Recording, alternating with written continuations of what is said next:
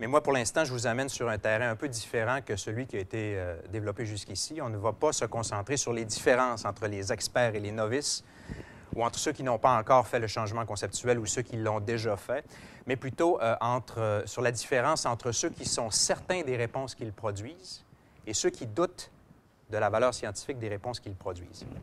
Alors, le titre, c'est « L'étude des mécanismes cérébraux qui sont impliqués dans l'expression du degré de certitude lors de la résolution de tâches scientifiques portant sur l'électricité ». Mon nom est Patrice Potvin, mais Steve Masson, Hélène Turmel, que vous allez voir tout à l'heure, et puis Martin Riopel ont participé très activement à cette recherche-là, donc elle est à mettre à leur crédit également, donc cette présentation-là. Alors, je vous dispense du résumé parce que vous l'avez tous vu dans le programme du Congrès, et je vous dispense aussi du plan parce qu'il a un format, ma foi, un peu plus canonique. Vous allez voir les étapes qui vont se déployer devant vous. Mais je vais insister un petit peu plus sur le contexte quand même. Le contexte, c'est celui d'une équipe de recherche qui, depuis plusieurs années, s'intéresse à la question du changement conceptuel. Vous avez vu plusieurs exemples qui vous ont été présentés jusqu'ici. C'est vraiment la trame de fond des travaux de l'EREST pour l'instant. Il y a très peu de travaux qui n'ont pas touché à ça. On s'intéresse à cette question-là en particulier et elle nous passionne. Et il y a eu plusieurs recherches qui ont été menées d'ailleurs là-dessus par les chercheurs de l'EREST et dans le cadre des travaux de l'EREST également. Puis bon, les conceptions, vous en avez eu quelques exemples tout à l'heure qui vous ont été présentés. Je ne vais pas insister très lourdement là-dessus non plus, mais il y en a plusieurs qu'on retrouve chez les élèves et pas seulement que chez les élèves, chez les adultes également. Certaines conceptions selon laquelle, par exemple, le froid est quelque chose qui existe et qui agit. Le froid comme s'il était l'inverse du chaud, d'une certaine manière, qu'il avait une existence équivalente, mais opposée, que le froid et le chaud, en se rencontrant, s'annuleraient. Mais le froid, ça n'existe pas en thermodynamique. Le froid, c'est une absence. C'est l'absence de chaleur. Un peu comme l'obscurité n'existe pas, l'obscurité est une absence de lumière. Il y a celle aussi selon laquelle les objets coulent, les objets lourds tombent plus vite ou coulent plus vite. Ce n'est pas complètement faux, mais ce n'est pas toujours vrai. Et en sciences, puisqu'on est à la recherche de connaissances qui ont une portée universelle, les énoncés qui ne seront pas toujours vrais vont être disqualifiés du champ de la science. On va essayer de les corriger dans ce cas-ci, ces conceptions-là, si jamais on les voit ressortir en classe de sciences. Et il y en a aussi sur l'électricité. Steve vous a parlé tout à l'heure de celle selon laquelle un fil est suffisant pour allumer une ampoule. Et il y en a d'autres aussi. Il y en a toute une panoplie qui ont été identifiées. Une autre selon laquelle une ampoule, ça consomme du courant électrique. En fait, une ampoule consomme de l'énergie, non pas du courant électrique. Et puis même de dire qu'elle le consomme, c'est un peu étrange dans le fond. On devrait plutôt dire qu'elle transforme l'énergie électrique en d'autres choses. Mais elle ne consomme certainement pas du courant électrique. Et si on montre, par exemple, des images comme celle-ci à des élèves ou même à des adultes ou même à vous, et puis qu'on leur demande si cette stimulation-là, elle est correcte ou incorrecte, bien, la plupart d'entre vous vont répondre que cette image-là, elle est correcte. Il y a une pile, il y a deux fils qui amènent présumément l'énergie jusqu'à l'ampoule. Il n'y a pas d'interférence intuitive, dirait peut-être Stéphanie. Il n'y a pas d'heuristique vraiment qui cause un enfargement d'une certaine manière qui mènerait jusqu'à la bonne réponse. Les gens produisent une bonne réponse et puis ils expriment, lorsqu'on leur demande, un bon degré de certitude quant à la réponse qu'ils produisent lorsqu'ils répondent à cette stimulation-là. Mais si on présente maintenant cette image-là à des gens, cette image-là qui est scientifiquement incorrecte, d'accord? C'est une image trafiquée. Vous allez voir qu'Hélène a fait beaucoup de Photoshop sur ce projet-ci. Vous allez trouver de nombreux sujets qui vont vous dire, de nombreux élèves et adultes qui vont vous dire qu'elle est correcte. Et c'est peut-être parce qu'ils adhèrent à la conception selon laquelle un seul fil est suffisant pour faire allumer une ampoule. Ou si on montre cette conception-là, ou cette image-là plutôt à des gens et qu'on leur demande si elle est correcte ou incorrecte, bien, vous allez en trouver plusieurs qui vont vous dire qu'elle est correcte alors qu'elle est incorrecte. Et c'est peut-être parce qu'ils adhèrent à une conception selon laquelle l'ampoule consomme du courant électrique. En tout cas, c'est ce qu'ils vont nous dire en entrevue a posteriori. Le courant électrique va circuler ici, il va se rendre jusqu'à l'ampoule, et la première ampoule va s'allumer et va consommer une partie du courant. Il va en rester moins pour la deuxième ampoule. Vous voyez, ça, ce sont des réponses classiques basées sur des heuristiques, ou en fait sur la mobilisation d'heuristiques ou de conception. Je ne veux pas aller trop loin là-dedans aujourd'hui parce qu'en fait, c'est une grande boîte noire, tout ça. Mais ce sont des trucs courants, ce sont des trucs fréquents que la didactique connaît. Et il y a plusieurs des questions qui ont été posées tout à l'heure en passant qui pourraient trouver leur réponse dans la tradition de recherche didactique. On n'est pas toujours obligé d'aller jusque dans les études de neuro pour trouver des réponses intéressantes. Et si je vous pose par exemple la question si cette image-là, elle est correcte ou incorrecte, c'est moins évident pour la plupart des gens. Il y a beaucoup de gens qui se laissent piéger ici. Moi, je vous l'annonce tout de suite, elle est incorrecte. Mais parce qu'il y a un court-circuit. Il y a le fil qui est en dessous. Mais il y a beaucoup de gens qui vont dire qu'elle est correcte. Et puis là, bien, les avis sont partagés. Puis lorsqu'on demande aux gens s'ils sont certains ou non de la réponse qu'ils produisent. Là, les avis vont dans tous les sens et puis on retrouve des réponses de toutes les catégories ou à peu près. Nous, on s'est beaucoup intéressé ces dernières années à ce sentiment de certitude ou d'incertitude-là qu'on éprouve lorsqu'on produit une réponse. On pose des questions à des élèves dans des tests comme celui-ci, par exemple, où on demande, sachant que les ampoules X et Y en haut sont tout à fait identiques, dites laquelle des deux est celle qui allumera le plus fort. Est-ce que c'est la X? Est-ce que c'est la Y? Est-ce que c'est une des deux, mais je ne sais pas laquelle? Est-ce que c'est les deux ampoules allumeront aussi fort l'une que l'autre, etc. Et puis, on ajoute aussi, on demande au sujet de nous dire s'il est certain de sa réponse ou s'il y a quand même un doute, s'il éprouve une certaine incertitude. D'accord? Ça nous amène comme ça à 4 catégories de réponses, d'une certaine manière, qui sont inspirées des travaux de Hassan et Bagayeko notamment, mais il y en a d'autres aussi qui ont travaillé sur cette question-là. Alors, parfois, il donne une bonne réponse, le sujet, parfois, il donne une mauvaise réponse, et parfois, il est sûr de la réponse qu'il nous donne, mais parfois, il éprouve quand même un certain doute ou une incertitude quant à la valeur de ce qu'il nous a proposé. Et nous, on a appelé ça, en adaptant certaines catégories qui existaient auparavant, en fonction, si vous voulez, des normes d'enseignement. Ici, on a appelé ça une certitude légitime. Ils ont raison et ils sont certains d'avoir raison. Ici, c'est la surestimation, c'est-à-dire qu'ils pensent qu'ils ont raison, mais ils ont tort. Ici, c'est la sous-estimation. Ils ont raison, mais ils ne savent pas. C'est une catégorie qui est beaucoup plus difficile à interpréter. Et puis, je dois vous dire qu'il y en a très peu, en réalité, des réponses qui atterrissent dans cette catégorie-là. Et puis, il y a l'incertitude légitime. C'est quand on ne le sait pas, puis qu'on sait qu'on ne le sait pas, en quelque sorte. Il y a une espèce de lucidité dans ces deux catégories-là ici, quand on sait et quand on ne sait pas. Puis ici, il y aurait peut-être l'indication de conception. Parce que les gens adhèrent positivement à une réponse qui n'est pas la bonne. Donc, c'est peut-être parce qu'ils la basent sur quelque chose de structuré. Alors, on fonctionne, nous, avec ces catégories-là, et puis on a étudié toutes les migrations possibles qui peuvent exister d'une catégorie à l'autre, d'un pré-test jusqu'à un post-test, en passant par un traitement pédagogique. Et il est possible d'étudier ces migrations-là dans des contextes pédagogiques qui sont différents. On l'a fait, par exemple, pour un contexte qui est davantage sur un contexte plus transmissif ou de direct teaching, et puis un autre qui est davantage conforme à la pédagogie de la découverte ou de l'approche par problème.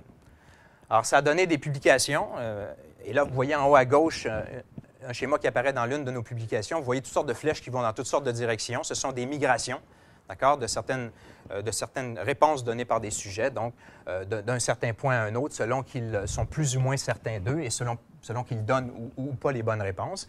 Et là, c'est absolument illisible, il n'y a absolument rien à comprendre ici, mais c'est juste pour vous donner une idée de la complexité. Et quand on fait des regroupements en fonction de leur situation initiale, eh bien, ça nous donne des choses qui commencent déjà à être un peu mieux interprétables. Puis là, vous voyez apparaître ici les deux groupes qui ont été comparés. Et ensuite, on fait des contrastes, on fait la soustraction entre les groupes, et on arrive à des schémas comme celui-ci, qui commence à être pas mal plus intéressant et parlant. D'accord? La position initiale de chacune des flèches que vous voyez, c'est le résultat, c'est le positionnement au pré-test. Et puis le mouvement, la flèche, c'est la migration, si vous voulez, des profils de réponse et des profils d'élèves dans cet espace-là.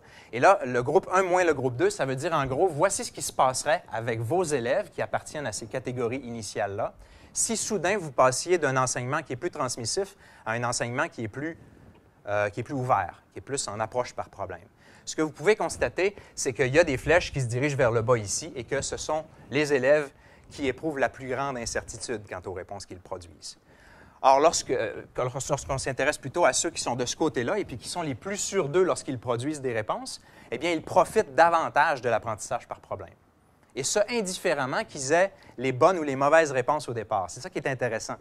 C'est qu'en fait, lorsqu'on fait vivre l'apprentissage par la découverte aux élèves, ceux qui en profitent le plus, c'est ceux qui sont les plus sûrs d'eux, et c'est l'hypothèse qu'on a faite, parce qu'ils ont du grain à moudre, ils ont des hypothèses à tester. Vous voyez? Alors que ceux qui ne sont pas sûrs d'eux, en réalité, ils arrivent devant des piles, des fils, des circuits à monter, et puis ils n'ont comme rien à tester. Et ils n'arrivent pas à avancer aussi bien que si on leur faisait vivre un enseignement qui est plus direct, avec un enseignement, avec des démarches qui sont plus transmissives. Alors ça, c'est des résultats qu'on a obtenus avant. Et puisqu'on s'intéresse, nous, à la neuroéducation, évidemment, on s'est demandé quelle pouvait être la différence dans la tête pour des élèves qui doutent ou des élèves qui sont sûrs d'eux.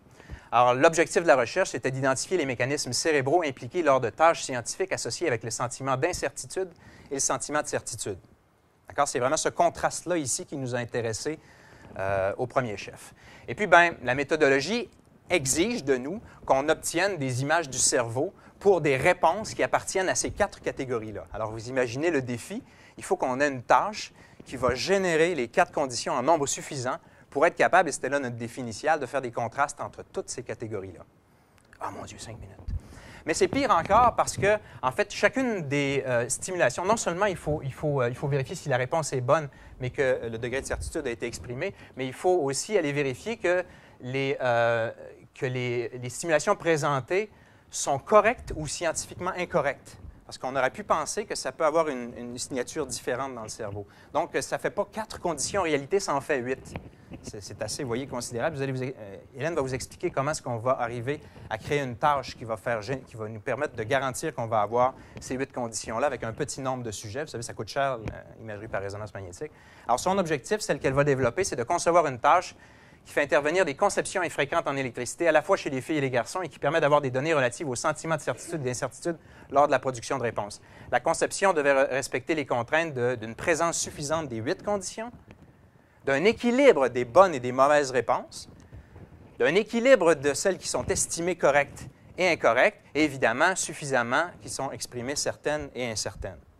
Il nous fallait aussi une contrainte supplémentaire, la présence de chacune des 8 conditions dans chaque séquence. Alors, vous imaginez, ce n'est pas évident de concevoir une tâche qui, pour un certain type de sujet, va nous amener à obtenir ceci. Donc, c'est Hélène qui va vous présenter ça tout à l'heure et elle va vous présenter également la tâche. Vous voyez que ce sont les images que j'ai utilisées tout à l'heure qui ont servi pour la tâche. Alors, les participants, il y en a eu 23. Un total de 23, il a fallu en enlever un. Des étudiants qui sont à une certaine maturité cérébrale, des novices en sciences, sans anxiété, ils ont passé un test, et puis on a pris des hommes et des femmes droitiers indifféremment. Donc, les résultats, rapidement. Là, vous reconnaissez les 4 catégories parce qu'à posteriori, on s'est rendu compte que les stimulations soient correctes, scientifiquement correctes ou incorrectes, ça ne faisait pas de différence lorsqu'on faisait les contrastes. Alors, ça nous ramène finalement, on a fait tout un détour, mais ça nous ramène à nos 4 catégories de base et à tous les contrastes qu'il est possible de faire entre chacune de ces catégories-là. Vous voyez, ça fait plusieurs images, mais je ne vais pas trop insister là-dessus. Vous pouvez remarquer peut-être que les contrastes qui semblent avoir le plus de tâches sont ceux qui impliquent un déplacement droite-gauche et gauche-droite. Donc, une différence entre les élèves qui ont exprimé une certitude et ceux qui ont exprimé une incertitude. Et puis, si on met toutes ces stimulations-là ensemble et puis qu'on fait le grand contraste, bien, on obtient en haut les activations qui se produisent davantage dans les cas où il y a une incertitude qui est exprimée. Et en bas, vous avez les cas où la certitude est exprimée. Rapidement, là, je vais faire une petite analyse des 2 morceaux. D'abord, le premier, où je vais m'attarder au cortex singulaire antérieur, à l'insula, au gyrus frontal, en fait, du cortex préfrontal dorsolatéral, et puis du gyrus temporal aussi médial jusqu'au supérieur. Là, mais rapidement, je vais expliquer un petit peu, essayer de donner une petite interprétation pour chacun. Et puis après, on va parler un petit peu du contraste certitude moins incertitude. Et puis là, on voit qu'il y a 2 grandes taches à l'arrière du cerveau qui se sont dessinées. Et puis ça va être intéressant pour nous également. Donc rapidement, première slide de résultat, le cortex singulaire antérieur, qui est habituel en réalité lors des recherches sur les processus décisionnels en contexte d'incertitude. Donc, ce n'était pas très surprenant de le voir arriver. Les interprétations possibles, c'est l'éventuelle détection de conflits et d'erreurs. D'accord? Ça, c'est le classique. Pour nous, c'est très important le cortex singulaire antérieur parce que ça nous permet de faire un beau lien entre les hypothèses ou les théories du changement conceptuel et ce qui se passe dans le cerveau. Et ça voudrait dire que c'est un appel qu'en fait, le cortex singulaire antérieur, généralement, va appeler, pas généralement, mais dans ce cas-ci, peut appeler un meilleur contrôle cognitif. Et ça peut être aussi que, en fait, lorsque le CCA s'allume dans ces cas-là, c'est qu'il est possible qu'il y ait que des issues négatives soient anticipées. Donc, que le sujet soit en train d'envisager une situation qui est un peu désagréable pour lui ou déstabilisante ou inconfortable. Mais ça arrive généralement lorsqu'on donne du feedback au sujet, puis dans notre tâche, il n'y avait pas de feedback qui était donné au sujet. Donc, c'est difficile de trancher juste avec ça, mais l'insula, c'est également activé dans le cadre de cette tâche-là. Ça a un lien fort avec les émotions, le raisonnement et les processus décisionnels. Dans le fond, choisir une bonne réponse, c'est un processus décisionnel. Mais l'insula s'allume aussi souvent dans les situations qui sont, elles aussi, aversives et risquées, comme lorsqu'on risque de perdre de l'argent ou lorsqu'on nous donne un feedback négatif. Donc, ce résultat-là, combiné au précédent, nous laisse penser que peut-être la situation d'incertitude est une situation inconfortable et qu'on ne veut pas, peut-être comme le suggérait Botvinnik, revenir à ces expériences-là lorsqu'on les vit. On a remarqué aussi une activation du cortex préfrontal dorsolatéral droit, qui est habituel lui aussi lors de recherches sur les processus décisionnels et que celle-ci soit d'attribution interne ou externe. Il peut y avoir toutes sortes d'incertitudes. Il y a une incertitude liée à mes capacités générales, l'estime de soi. Il y a des incertitudes qui sont liées également au manque d'informations. Des fois, je n'ai pas assez d'informations pour être capable de produire une bonne décision, une décision pour laquelle j'ai un bon degré de confiance. Mais ça peut être aussi, et c'est ça qui nous intéressait ici, une incertitude qui est liée aux insuffisances de mon schème ou de mes conceptions. Je ne crois pas avoir les outils pour réussir à bien répondre à cette question-là. Et puis là, on sait que peu importe qu'elle soit d'attribution interne ou externe, c'est habituel de voir le cortex préfrontal dorsolatéral. Et on voit aussi s'allumer dans les tâches généralement où il y a sélection de réponses, donc entre plusieurs choix, et puis lors de l'activation de la mémoire de travail. Peut-être que le sujet était en train d'hésiter lorsqu'il était incertain entre plusieurs possibilités ou entre plusieurs réponses possibles. On ne sait pas trop, mais apparemment, on voit s'allumer ces régions-là qui sont souvent associées à ça. Et également, on a eu l'allumage ou, si vous voulez, l'activation du gyrus temporal supérieur étendu jusqu'au gyrus temporal moyen. Ça, c'est un peu étrange. Ça, c'est un résultat un peu inattendu parce qu'en général, ce truc-là, il est indépendant de l'état d'incertitude. On ne le voit pas vraiment s'allumer dans ces tâches-là. Et même parfois, il est corrélé négativement avec le sentiment d'incertitude, mais on l'associe souvent aux procédures langagières et sémantiques, ce qui laisse penser que peut-être le sujet, quand il était incertain, il démarrait un processus de langage interne pour résoudre le problème. C'est une hypothèse que l'on fait. Et finalement, le dernier résultat, c'est lorsqu'il porte celui-là davantage sur ce qui se passe dans la tête lorsque les sujets sont sûrs d'eux plutôt qu'incertains.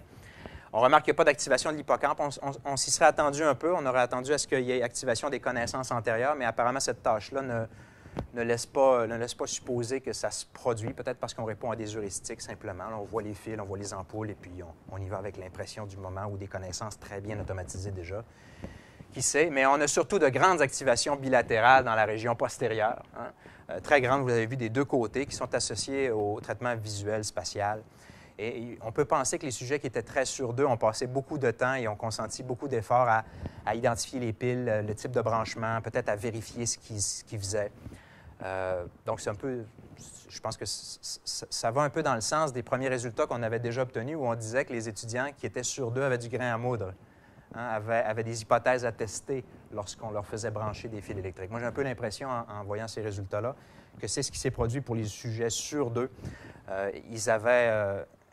Ils ont fait un travail considérable pour bien saisir et probablement vérifier la valeur des réponses qu'ils proposaient. Donc, je ne vais pas répéter les conclusions parce que je viens de le faire d'une certaine manière puis je suis au bout de mon temps. Mais je ne vais pas non plus répondre à vos questions parce que je vais attendre qu'Hélène ait terminé sa présentation. On aligne nos deux et puis on pourra répondre d'un seul bloc. Ça va peut-être nous permettre de rattraper un peu du temps perdu. Alors, je vous laisse avec...